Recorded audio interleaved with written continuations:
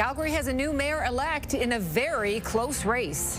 I'll begin the work of bringing this new city council together, united, focused, and ready to serve. But the day after, all the talk is big delays at the polls and a very slow count. Plus, Canada's inflation rate is on the rise. Cost of living is going up. Our wages are certainly not going to keep up. Where you're going to continue to see an affordability pinch. And growing anger over having to pay for the COVID vaccine. We're going to have much more COVID in Alberta, and people are going to get profoundly sick. Growing confusion, too, over how to access the shot. CTV Calgary, local breaking news with Tara Nelson. Hello and thank you for joining us. We begin with developing news tonight. Jeremy Farkas is Calgary's new mayor. He won by a razor-thin margin, but tonight there is a call for a recount coming from his closest rival, Sonia Sharp. Still, Farkas says he is ready to take the reins at City Hall. I'm committed to working with this new council to listen genuinely to Calgarians and ensure that for the next 4 years they see their voices reflected in the decisions that we make. Farkas is the first candidate to defeat an incumbent mayor in Calgary since 1980 when Ralph Klein did it. Farkas received 91,068 votes, just 584 votes ahead of runner-up Sonia Sharp. Jyoti Gondek finished in third with more than 71,000 votes. Now, if the results hold after the recount, it'll be a return to City Hall for the former councillor. The mayor-elect thanked Gondek for her service to the city, but Farkas says he wants to look forward. Meanwhile, the runner-up says she wants to make sure the count for mayor was appropriate and accurate. Jordan Canagan reports. Down the steps of Old City Hall and ready to step into his new role. My promise to you is simple.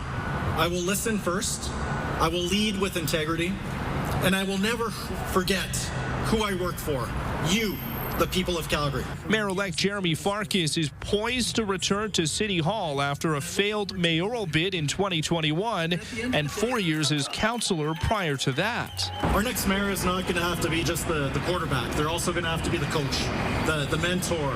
He's in line to take over that role from Jyoti Gondek, the first incumbent mayor in Calgary to fail in a re-election bid in 45 years, calling her time as mayor the greatest privilege of her life. This didn't end up the way that we had all hoped, but I'm standing here very proud of what we have built together, and I'm profoundly grateful for the privilege of having served this incredible city, the best city in the world. But before Farkas and council are sworn in, his victory will be tested. Sonia Sharp is applying for a recount with fewer than 600 votes separating her from the mayor's chair. I've been on council 4 years.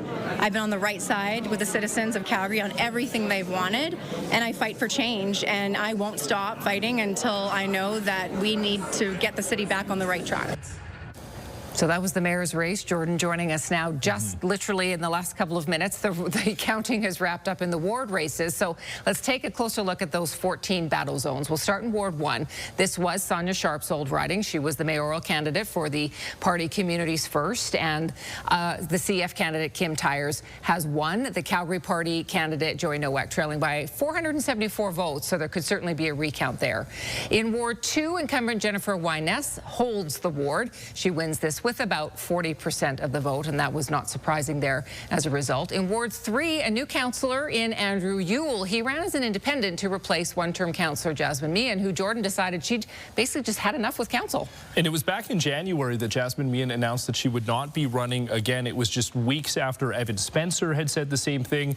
They called it a politically charged situation with growing partisanship on council. Interesting. Okay, let's move on to Ward 4. Sean Chu deciding not to run again. DJ Kelly winning here. He ran in 2021, came in second to Chu last time, lost only by 100 votes, but running again this time, winning with a healthy margin. In Ward 5, one-term incumbent Raj Dhaliwal is returning to City Hall. Another fairly strong margin of victory there. In Ward 6, Councillor Richard Poopmans retired for personal reasons last year. Independent candidate John Pantazopoulos is now heading to City Hall. In Ward 7, incumbent and Communities First candidate Terry Wong is defeated did. So, Jordan, what happened there? Terry Wong knew that this was going to be a close race for himself. He was in the community's first party, a party that campaigned on repealing blanket rezoning and also the climate emergency, things that he admitted in his ward were very popular. He knew it would be a tough race for him. Okay, turning to Ward 8 incumbent Courtney Walcott also moving on. Lawyer Nathaniel Schmidt is the new councillor. Jordan, this riding and Ward 9, which we can see in a moment as well, that was formerly Giancarlo Carraz. These are both inner city ridings. Similar stories here with the two who won. And really, we can look at 7, 8, and 9 with Nathaniel Schmidt, Harrison Clark, and Mike Atkinson, all three independents that did the old-fashioned campaigning, boots on the ground. They put months and months and months of campaigning into this, and obviously it paid off for them. Okay, Ward 10, no surprise here. This was Andre Chabot. He is retaining his seat. There's going to be a lot of work for him here, though, to help train and mentor so many new councillors. Well, he is by far going to be the councillor that has the most experience on a very, very green council with a lot of rookie councillors. That is going to be someone who is leaned upon a lot. Okay, Courtney Penner lost her seat in Ward 11. Rob Ward, the new councillor. To what do you attribute that loss to? Rob Ward was very close in 2021 when Courtney Penner did win.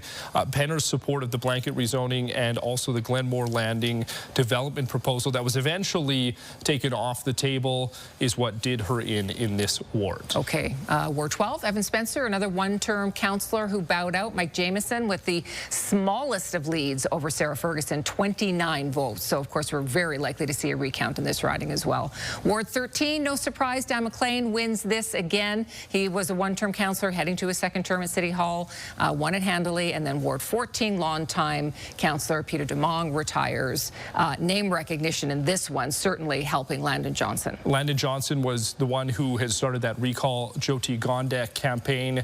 That certainly helped him in this one. Okay, and Jordan, I just want to look a little bit, a final thought on what we've seen there, and that's kind of the gender divide. There are going to be far fewer women on council. Wait, but 5 in the last term, including the mayor, 3 this time. And we have seen in previous governments, in federal governments, even at the municipal level here, a lot of a push to try to get more gender parity. We definitely are not seeing that. We saw Jyoti Gondek facing threats and a lot of abuse weekly almost, and Freedom of Information reporting that we have done on this proved that.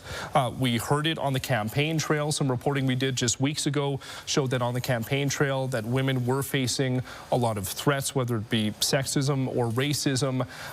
That is something that we really noticed in this campaign. We noticed it when it came to the amount of women who did decide to run and ultimately who were elected. Okay, Jordan, thank you for all of your insight and hard work on this. We appreciate it. Well, while the full makeup of council is just becoming official, one thing is certainly clear. There is going to be a lot of fresh faces. 10 of the 14 new councillors will be rookies. Also a first, many campaigned under political party banners in this election, but did it really make a difference to the outcome? Terry Fikowski reports. As the signs start to come down, things are picking up for DJ Kelly. Though he's worked at City Hall in the past, it has never been in the capacity of city councillor. Getting up to speed in terms of administration and how the city operates won't be as difficult for me, but it will be a bit of a challenge getting to know all the different councillors. And there are a lot of them. Kelly is one of 10 new councillors headed to City Hall, with only 4 members of the previous council returning to office. And the high turnover will certainly come with some growing pains. The process of getting up to speed is like drinking from a fire hose. There's a real period of transition where you have to absorb information. Rob Ward believes the results speak volumes about people's dissatisfaction with the previous council.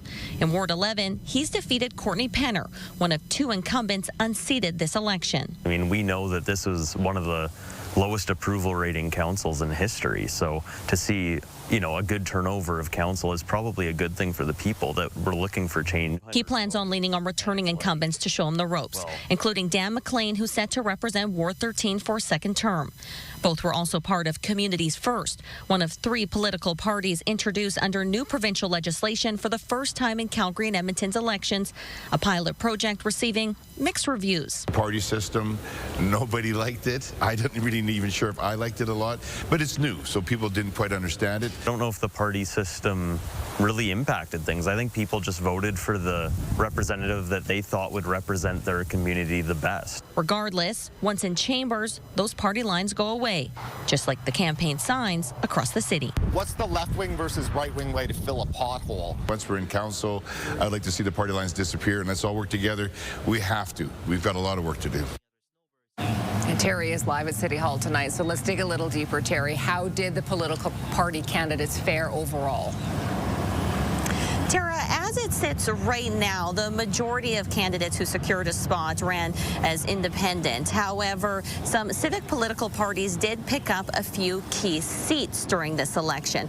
Communities First is seeing secure candidates in Ward 8, 10, 11, and 13, and as we just heard from Tara and Jordan, seat Ward 1 as well. The Calgary Party is seeing a candidate in Ward 4, and the Better Calgary Party is leading in Ward 12, though still a bit of a close call there as well.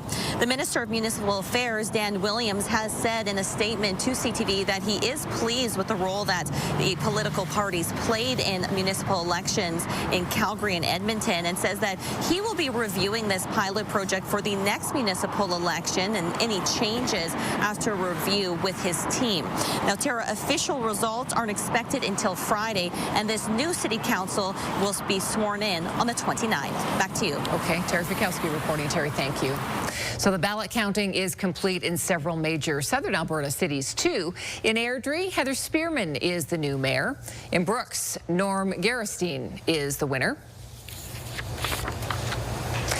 In Canmore, Sean Cressert has been re-elected. Shannon Dean is re-elected in Chestermere. Jack Van Ryan is re-elected in Coaldale. And in Innisfail, Jean Barclay re-elected. Tanya Thorne re-elected in Okotoks. Daniel Daly, the new mayor in Olds. Brent Ramsey is the new mayor in Red Deer County. Pat Fuel retains the mayor's chair in Strathmore. Andrew Prokop is re-elected in Tabor, and results just coming in from Cochrane. Morgan Nagel has defeated incumbent Jeff Ganung. No numbers have been reported yet in High River, although the town says that Craig Snodgrass has been re-elected. Long lines, extra forms, hand counting, and slow results. That was the voting experience here in Calgary and in many other places in the province. Some elections officials are placing blame on the province for new legislation that changed the rules. Political watchers say these issues in a low voter turnout election amount to a democratic crisis. Here's Stephanie Thomas. Elections Calgary says it expected it would be slow to collect ballots and slow to release results in the civic election. We are anticipating that it will take us longer. Much longer in some cases. The lineup at Woodbine School voting station fluctuated up to an hour and a half. Voters in Edmonton also faced hour-long lines. Elections officials say that's because the province changed the rules in the Local Authorities Elections Act. The province is in the enviable position of being able to set all the rules for municipal elections and then simply hand off the administration of those rules. Election workers had the added step of confirming the electors register by filling out a form manually. As well, electronic tabulators were banned. Some ballots were not counted long after the polls closed, some not even until the next day, leaving residents of several municipalities across Alberta unsure of who their next elected representatives would be well into Tuesday. Official results are not expected in many cases until Friday. And I think all of these delays are just going to sort of add to the cynicism and going to discourage people from voting in the future. The province said the legislation was passed early last year, giving local authorities plenty of lead time to ensure a smooth process. My hope and expectation is that they're prepared. Where we saw things fell short, we're going to be doing an after-action report from the provincial government and looking at ways that we saw municipalities where they needed more supports. The province wants to make this about the city wants to make this about the province. I think there's plenty of blame to go around. She hopes the newly elected mayors push the province for improvements to avoid voters from further distancing themselves from the democratic process. And Stephanie joins us from the Big Four tonight. Votes for councillor have just wrapped up in the last few minutes. School board trustee continues to be counted, and the city says lack of preparation wasn't the issue. Right, Tara. Elections Calgary says that it responded to the new provincial rules by adding about 5,000 election workers to be staffed across the 261 voting stations that were posted throughout the city, and says that it cost an additional $3.3 million in immersion costs due to legislative changes. Now, the province maintains that hand counting is the gold standard and that is the best way to ensure voter confidence in the democratic process. However, Minister Dan Williams also says it's just counting. It's not rocket science. Tara? Okay, Stephanie, thank you. You're watching CTV News, Calgary. This was a pretty perfect fall day out there. Danielle joins us now. We're actually in for a great week. Oh, we are, especially the work week. Just fantastic. No active weather to talk about. Lots of sunshine. Temperatures will continue to build over these next few days. In fact, by Friday, we'll be in those higher teens. So that's something, especially when you're looking at, well, we're nearing the end of October, getting close to that anyway. All right, 11 degrees is the temperature right now at the airport. Winds around 30 kilometers per hour. It was a little gusty earlier today, but things are calming down for the day now. And tomorrow, we're not looking at gusty conditions at all. The winds will be calm. Temperatures even a little warmer with a high of 15. Your full forecast just ahead, Tara. Thank you, Danielle. A former Calgarian has won silver at the International Frédéric Chopin Piano Competition.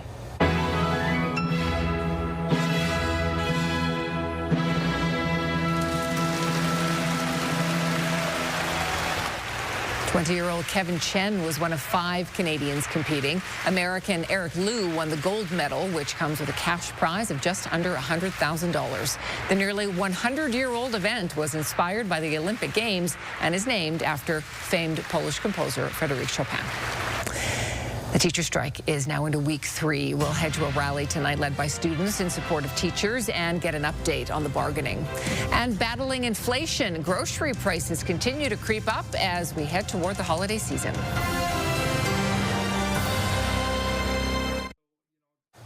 A student-led teachers rally is wrapping up at Centre Street and 16th Avenue. Its organizer is Evan Lee. He's the teenager who found himself at the center of attention at an Alberta Next panel. He was trying to ask a question when the moderator shut off his mic. Kevin Fleming joins us from the rally tonight. So, Kevin, what was the support like down there? Tara, you know, the students set up in this vacant lot here, and there have been drivers passing by for the last hour or so honking their horns. Now, the rally started somewhere around 4:30, and the numbers at their highest were probably around 50 people here, but they've dwindled now to what you see behind me. And many of those supporters were wearing red and black and carrying signs showing their support for teachers and for an end to the strike. Now, Evan Lee is a 17-year-old grade 12 student who's making sure students' voices are being heard by the province. Lee says it's important students fight not only for their education, but the education of future students. He says if enough students show their support at rallies like this, the province can't ignore their voices. You know, we have university applications we can't get reference letters for. We have diplomas that we need to study for, and there's no news on whether or not they'll be canceled. And, you know, it's just been a really stressful time for us as well. And, you know, through these kind of community gatherings, we're able to show solidarity, but most importantly, build that community as well and that support system for our mental health. The UCP has been very slow to change their position on how they want to invest in public education, and it's going to take a lot of continued public pressure on them to keep up on that. We can't give up the fight. We have got to keep going here. There were a few NDP MLAs here adding their voices to the rally. Now, as far as negotiations go, the ATA says that it's ready to bargain in good faith, but there are no talks scheduled anytime soon. And the province says if a deal isn't reached soon, it could force teachers back as soon as Monday. Tara? Okay, Kevin, thank you. A day after announcing it would soon be limiting who can and cannot run in elections, Alberta's government has clarified only small clerical changes are actually coming. An upcoming bill will soon require more signatures for candidate nominations, going from 25 to at least 50. That's according to the Justice Minister. The bill will also prohibit people from signing more than one nomination paper. Mickey Amory tells CTV News the legislation is about protecting election integrity, and it will not limit who can and cannot run as long long as they meet the signature criteria. The move follows controversy over long ballot initiatives during the federal election and a recent Alberta by-election. The purpose of a good election is to have candidates who take the position seriously, who are not using the process of our election rules and our election laws to take advantage of them and create protest and havoc and confusion. 100 signatures is not a strict or difficult requirement for anybody seriously looking to run for political office. The legislation will be introduced early in the upcoming fall session. Alberta's inflation rate is slightly lower than the national average, but it's not much consolation. Albertans are dealing with high grocery and insurance premiums, all while having the lowest minimum wage in the country. Here's Jacqueline Wilson. Times are tight, and many Albertans are dealing with an affordability crisis. It's tough. I have 2 kids, and I go to the grocery store, and I'll buy 1 bag of groceries, and it's like $100 every time. Consumers paid 4% more for food last month than they did 1 year earlier, according to Statistics Canada. September marked the largest year-over-year increase in grocery prices since the most recent low in April 2024. Increased prices for vegetables, sugar and confectionery, beef and coffee were the main drivers. We're starting to see the end of the domestic supply, and we're starting to get into import supply, which traditionally has an inflationary impact. Albertans are also paying almost 13% more for home and mortgage insurance and over 15% more for car insurance year over year. The hailstorms and the wildfires and the kind of damage that has done to cars and thus through claims. Another part of it's kind of the unique market that is Alberta compared to the rest of the provinces. Overall, Alberta's year-over-year inflation was 1.9% in September. It was also up from 1.4% in August. Those numbers are lower than the national average, sitting at 2.4% year-over-year and 1.9% in August. Andrew Barclay says that's partially thanks to gas prices, which remain flat in Alberta. This September was a base year effect. So we're comparing that price difference between last September and this September. And it's a smaller decrease than it was in August. For many Calgarians, wallets are thin as prices increase, but not wages. Alberta's $15 an hour minimum wage is the lowest in the country. What we see is people relying on credit to manage their daily expenses, right? They're using credit to supplement their income because they can't afford it. Jacqueline Wilson, CTV News, Calgary. The Bank of Canada's target inflation rate is 2%. The next interest rate decision is set for October 29th. This is CTV News, Calgary. Let's bring Danielle back in now and get a peek at our 5-day forecast. Yeah, so some good news on the weather side of things. For this entire work week, we've had a lot of sunshine so far. Temperatures have been building. They will continue to build. Today was fantastic. A little on the windy side. The winds will calm down in all communities for tomorrow. All right, 11 degrees at the moment in Calgary. Today we got to a high of 13 in the city. Medicine Hat now at 14. Earlier was at 16. So a high of 16 here, 17 here, 14 here, and still in the double digits at this time in the evening. So it's a very warm day for this time of year. And again, we will continue to climb. The winds will calm. The sun will still be out tomorrow. So really nice weather coming up here.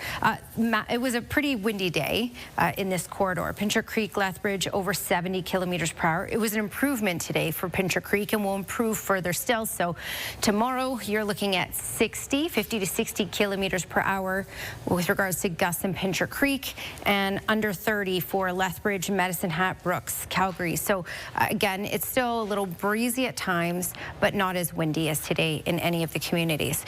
All right, when we look at radar and satellite, nothing to talk about right now. There is some stuff going on the BC side, but the mountains are protecting us from all that moisture. Really just at times, some cloudy periods. There are some systems that are starting to develop east of the QE2. So you can see some isolated showers, very isolated, very light, very brief, nothing really to speak of. That will be back on Thursday. Outside of that, there's nothing to talk about. So just to advance this, you can see mainly sunny skies with the odd cloudy period. And then there's that little system developing Thursday morning for areas east of the QE2. So there may be some really isolated light brief showers. Again, nothing really to talk about because this system is going to really intensify as it heads way off to the east. Okay, so that means for the rest of this work week, this is our story. All right, 15 degrees for us tomorrow in the city, and then those mid-teens as well and through Thursday. Higher teens by Friday, at least 7 degrees, and we'll hold on to the sunshine. Things start to change on the weekend. So on the weekend, the clouds will increase, the winds will pick up, and temperatures will cool. So by Sunday, you're only looking at a high of 9, so we'll be into those single digits. Just to show you the 10-day trend here, next week, most days, we will have the daytime highs in those single digits and as low as 5 by Tuesday of next week. So that's well below normal. So if you like this warmer weather, make sure you enjoy it while we have it right up until Friday. Tara? Thank you, Danielle. COVID-19 shots are now available in Alberta, but you will have to pull out your wallet before you roll up your sleeve. And some people tell us it's very hard to even get an appointment. And we'll meet the fan who caught the game-winning home run ball and then blacked out.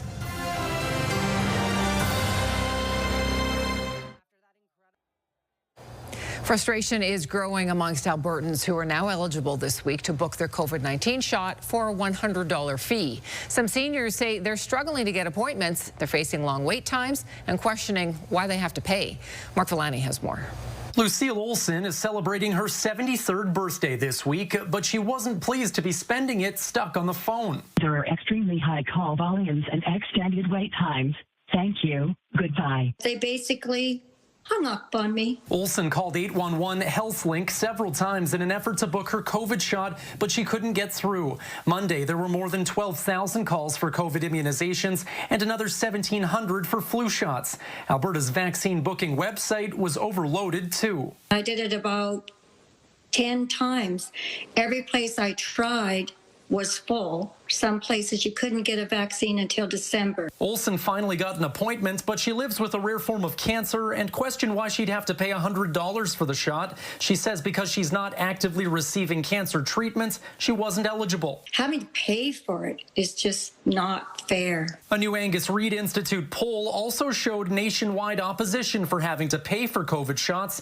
Alberta has the highest supports, but the study also found that those who voted Conservative federally, those who voted for the UCP provincially in the last election are much less likely to believe in the efficacy of vaccines. Meanwhile, Alberta pharmacies aren't part of the province's rollout anymore, but some are ordering limited doses of Pfizer directly from wholesalers. But that will cost about $155 per shot because of higher purchasing costs. We're not sure how long stock will be available and how many doses will be available in total, so a lot of uncertainty. Still, the province is defending its immunization plan. The pre-ordering tool helps forecast future vaccine needs and minimize waste, while also supporting the planning of immunization clinics by giving officials a clearer understanding of expected volumes. We were horrified. But that doesn't sit well with seniors advocacy groups. CanAge gave Alberta a C- grade in its latest vaccine report card. This is going to hit across generations, making older people get more frail, make our hospital systems back up. And some see it as another setback for the state of healthcare in Alberta. Our healthcare is in a crisis. Mark Villani, CTV News, Calgary.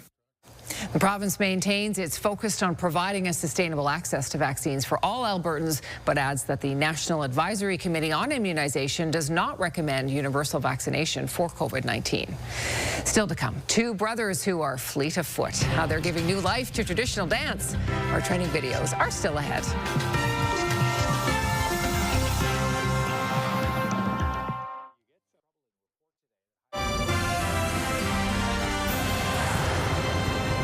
A large swath of grassland in Lethbridge County will be preserved thanks to a donation. The land, which sits along the Old Man River, is being donated by Diane Glover to the Nature Conservancy of Canada. It's been in the Glover family for 3 generations. It will now be managed in perpetuity by the NCC, and it will be open for ranchers for their cattle to graze. All right. Let's check out what's trending today. It's all about the music today. So we're going to start off with a very unique instrument.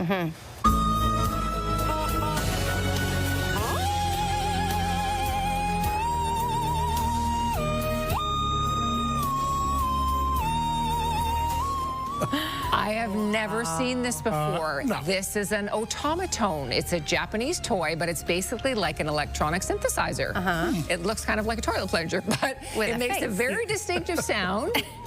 You can name that song, I'm sure. My Heart Will Go On. Yes, Right, Celine Dion. yes. Who knew a toilet plunger with a face could sound so... These are very popular. I've never seen these before. It actually does sound pretty. It's pretty good, yeah. Well, now to another musical instrument. This one is of the feline variety.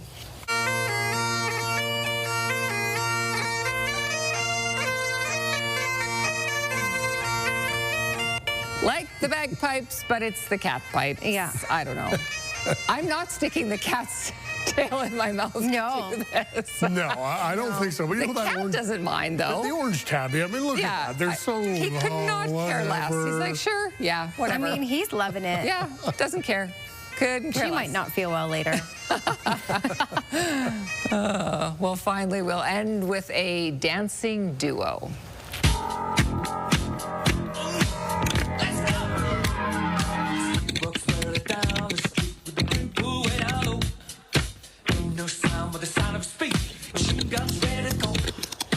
These two are quite famous on Instagram. They have serious skills. Matthew and Michael are 5-time world champion Irish dancers. What? They dance around the world, and they like to throw in the odd pop song, the odd classic every now and again. Queen, of course, Another One Bites the Dust. They're former Riverdance dancers. They kind of look like those twins from yesterday's trending. A little bit, You yes. know? Yes. Kind of when I saw it, I was like, that's the same guys. Guess. Moving in perfect sync, in perfect unison, yeah. They're These so guys, good. They're really good, though. They're really good. But they look their like they're videos not are even terrific. trying. Yeah. Kind of good, you know, but amazing. Very good. Still to come, gold is considered a safe haven for investors, but there was no security today as precious metals took a big hit. We have the details in our business report.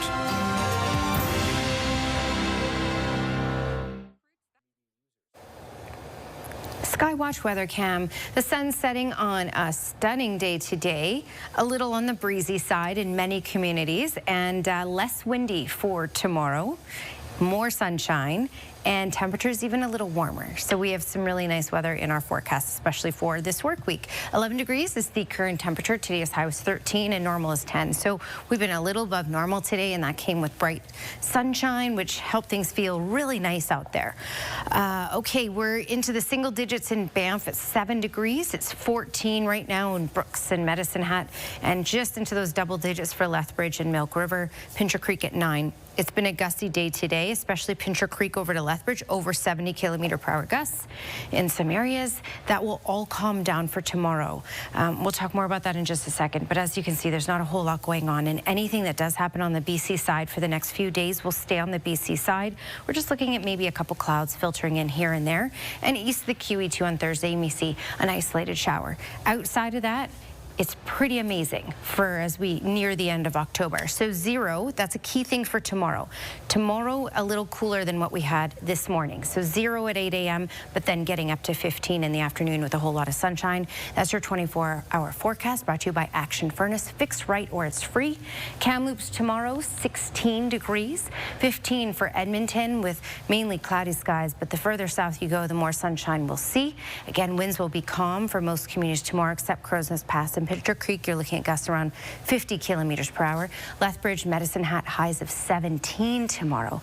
And just a quick look at that 10-day trend so I can give you a very long-range forecast. Now, this is a ways away, and this could change, but Friday of next week, that's Halloween day. We're looking at a high of 9 by then. So cooler temperatures next week. Enjoy the teens while we have it. Tara? Thank you, Danielle. Unofficial results show Jeremy Farkas will be Calgary's new mayor. The former city councillor, who also ran for mayor last time, won this election by 585 votes. Runner-up Sonia Sharp has requested a recount, but says she will accept the outcome either way. New provincial rules meant extra forms and hand-counting ballots. Political watchers say long lines to vote and slow results in a low voter turnout election amounts to a democratic crisis. And Calgary students held a rally in support of teachers today. The strike started 2.5 weeks ago. The province is set to table back-to-work legislation when the fall session begins on Monday. After a huge run-up this year, gold had its worst day in a decade. BNN Bloomberg's Marla Fernandez has more. Gold has been surging this year as investors look for security in a quickly changing world. But today, it reversed course. After hitting a high yesterday above $4,300 U.S. an ounce, gold prices tumbled today. Precious metals were the biggest losers on the TSX. Some, like Aya Gold and Silver and Lundin Gold, down about 15%. The weight of gold and silver stocks also brought the TSX down several hundred points. Netflix reported its latest earnings today. The streaming company reported revenue of $11.5 billion for its latest quarter, just shy of what was expected. Netflix says a tax dispute with Brazil is cutting into its earnings. It had to pay about $620 million to settle the case. General Motors brought in more than $48 billion in revenue for its latest quarter, and the car maker says its financial outlook for the year has improved. That good news sent the shares up. GM says tariffs aren't expected to hit as hard, and car sales in the U.S. have stayed strong. Here are the closing numbers for the day. The Canadian dollar is up to 71.35. West Texas Intermediate crude is up to 57.24. Western Canadian Select is down $1.38 to 44.91. And the TSX dropped 527 points today to slip under 30,000. Those are your business headlines. I'm Marilla Fernandez. Elections Calgary workers are still counting school board ballots tonight. As we go to break, here's a look at the results so far.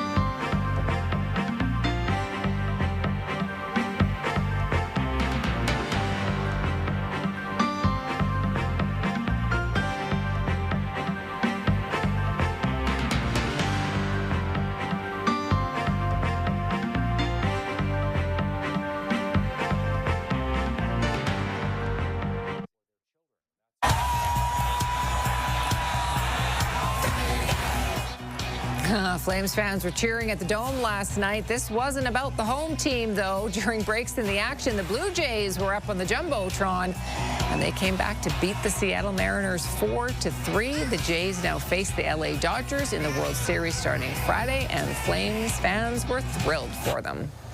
Well, last night's game was special for fans right across the country. It was extra special for one in particular who happened to be in the right place at the right time. Here's Allison Hurst. With that crack of the bat, George Springer's home run was launched into Blue Jays history, and a piece of it caught by Michael Angeletti, who scrambled to get his glove on. I only got it in like this, so I couldn't make this squeeze. It went into my glove first, but I couldn't squeeze it, and other people trying to get it propelled it up, and then with the offhand, I scooped it. And he says he held on. I held it so I could have squeezed oil out of this ball. Angeletti says he sort of blacked out, only coming to when someone behind him ruffled his hair. When it brought me back to where I was and the enormity of the moment for Toronto and the city and the lead and just boom, in a moment. A moment that was caught by friends and family across the country. I was glued to the TV, and then somebody from Montreal, he says, was that your son who caught the ball? I said, no, I don't know. Renzo Angeletti called his son immediately to confirm he had in fact caught the Springer dinger. I couldn't have imagined with 45,000 people there, and he didn't have tickets, and he bought one single ticket. And what were the odds? After that incredible catch, Angeletti says he secured the ball in his glove with his hairband. I've dropped a ball or two in my life, let me tell you, okay? No way I was dropping this one. Angeletti waited after the game, hoping to see the player whose name is not only etched on the back of his jersey, but now in Jays history. He never showed, and I didn't want to make a deal or pass it off to some staffer and leave, so I just decided to hold on to it. As for what he's going to do with it? No official plan. The plan is the ride. I was tired of just passively watching these Jay games on my couch. I wanted to feel something real, and boy, did I ever. Something he'll never forget. Allison Hurst, CTV News. Well, we could talk about that guy all night. Boy, he's a lot of fun. We'll have to go back to the Flames, though. They did not have a night like that. Glenn is back with us. A better effort last night, but still a loss. Yeah, Tara, the Flames have now dropped 6 in a row. Yikes. Last night they were a little better against the Winnipeg Jets, but they dropped to 1-6 on this season. Flames actually open up the score in this game. Second period, Adam Klapka back to Rasmus Anderson. Blasted past Connor Hellebuck to the Flames. Up 1-0 after 2. Flames took too many penalties in this game, and it eventually cost them. The Jets make them pay. Neil Pionk shot. Jonathan Taves deflection in front past Dustin Wolf. First is a Jet, ties the game at 1. Now just over 5 minutes left in the game. The Jets are going to break out on a 2-on-1. Kyle Connor to Mark Scheifele. He'll sneak it past Wolf for the game winner. Jets take this one. 2-1 is your final. The Flames will try to win that 6-game losing streak tomorrow night when they host the Montreal Canadiens. And congratulations to Calgary Stampeders linebacker Derek Moncrief. He wins this year's President's Ring. Good guy. He deserves it. Jody Patrick is one of the top badminton players in the city. She represented Canada at the 2004 Summer Olympics. Now, years later, she's a world senior champ. Whether she's rallying with her son or a coach at the Calgary Winter Club, Jody Patrick is still very competitive when she's on the badminton court. And that competitiveness paid off at the recent World Senior Championships in Pattaya, Thailand. Yes, this was my first World Badminton Championships, a senior World Championship, so that's age 35 plus. And so we had 41 Canadians that went to compete. I wasn't entirely sure what to expect, but I had a great result in my mixed doubles and a good result as well in my doubles and singles. The 47-year-old Patrick won gold in the mixed doubles, despite heading over to Thailand without a partner. She ended up pairing with Muhammad of Indonesia.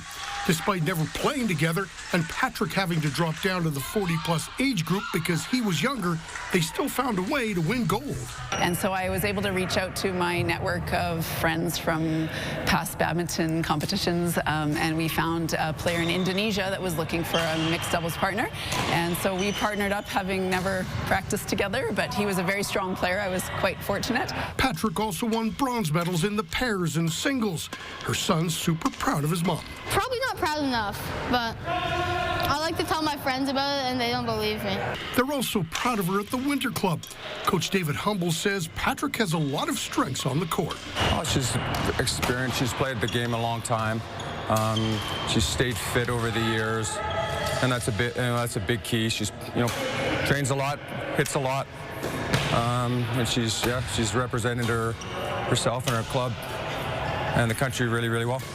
Patrick says she'll be back to defend her mixed doubles crown at the next World Senior Championships in 2 years' time. And she wants to continue playing badminton for a long time. That I'd love to keep playing. I was watching the 80-plus players, and that is my goal, that I will be one of them one day still playing this sport. Patrick says she was one of our athletes of the week way back in 1996 when she was a junior at the Calgary Winter Club. Of course she was. Right? Of course she was. She's so fast still. Oh, my goodness. She's amazing. All right, final peek at the weather. Pretty good, right? That's amazing, too. I mean, who can complain about mid-teens and sunshine and calm winds and even high teens by Friday? This is your Action Furnace 5-day forecast. It's looking pretty stunning considering we're nearing the end of October here. We start to lose those temperatures on the weekend. The clouds roll in, and for Sunday and much of next week, daytime highs will be in the single digits. Okay, weather window brought to you by Lux Windows and Doors, crafting quality windows and doors for your style, budget, and Alberta's climate. Chantel LeBlanc sent this one. Griffith Woods earlier this month. And if that isn't a calming shot, I don't know what is. So please, take a lot of pictures while you head out and enjoy this stunning weather, and send them to Calgary Weather Pics at bellmedia.ca. Thanks for your company tonight. Have a terrific evening, and we'll see you again tomorrow.